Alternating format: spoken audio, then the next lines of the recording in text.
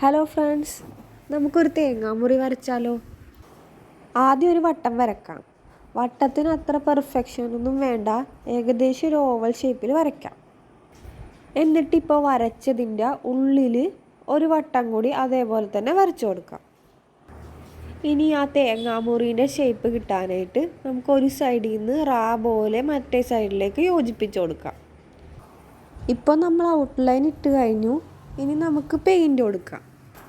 ആദ്യം നമുക്ക് തേങ്ങാമുറിയുടെ പുറം ഭാഗത്ത് ഈ ഒരു കളർ ഫില്ല് ചെയ്ത് കൊടുക്കാം. കളറിൻ്റെ പേര് ഞാൻ സ്ക്രീനിൽ മെൻഷൻ ചെയ്യുന്നുണ്ട് കേട്ടോ. ഇനി അത് കഴിഞ്ഞിട്ട് നമ്മൾ ആദ്യം ഒരു വട്ടം വരച്ചായിരുന്നില്ലേ, ആ വട്ടത്തിന് നമുക്കൊരു കളർ കൊടുക്കാം.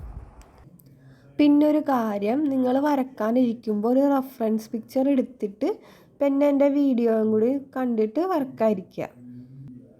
ഇതിൻ്റെ റെഫറൻസ് പിക്ചർ പിൻട്രസ്റ്റിൽ കിട്ടും.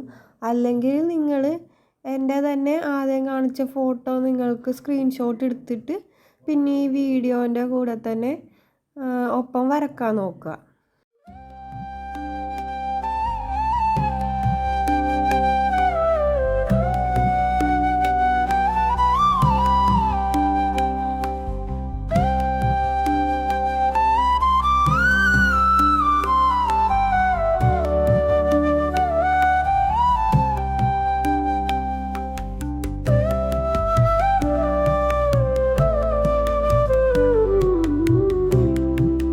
അപ്പം ഞാൻ ആ വട്ടം ഫുള്ള് വരച്ച് കഴിഞ്ഞിട്ടുണ്ട്.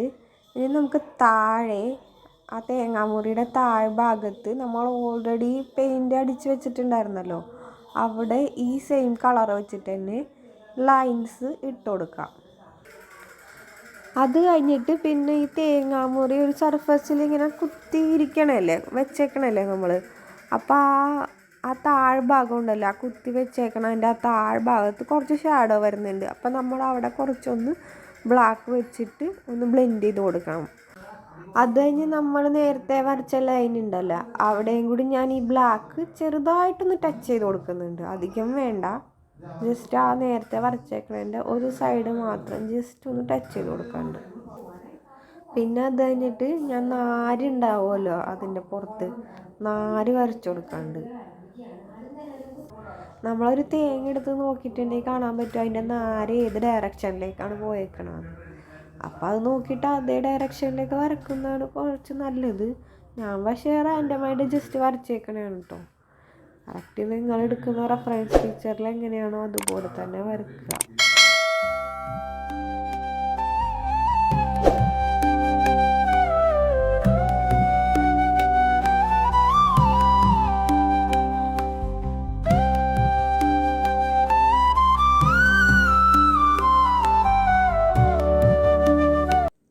നമ്മൾ നേരത്തെ ഒരു വട്ടം വരച്ചിരുന്നില്ലേ, അതിൻ്റെ അവിടെ തന്നെ ആയിട്ട് ഒരു വട്ടം കൂടി വരക്കണം. അത് ഇതുപോലെ ഈ കളർ ഉപയോഗിച്ചിട്ട് ഇങ്ങനെ വരക്കുക കേട്ടോ.